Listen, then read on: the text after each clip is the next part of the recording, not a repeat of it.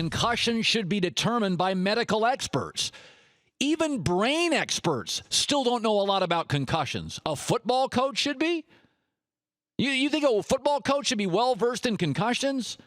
Brain doctors, they don't know everything about concussions.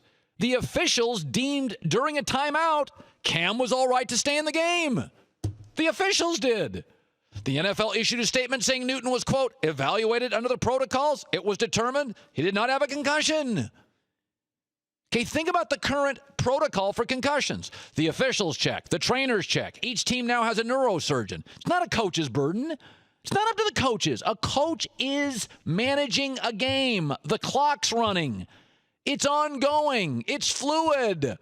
He's not a doctor. You don't ask a neurosurgeon to call plays. Stay in your lane. That's not Ron Rivera.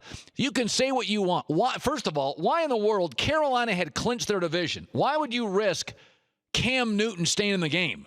Why in the world would you risk that? That would be moronic. Coaches or generals, tell me who's available. Tell me what units are available. I'll go from there. Tell me what players are available at my discretion. I'll go from there. It's not Ron Rivera's job to be a neurosurgeon.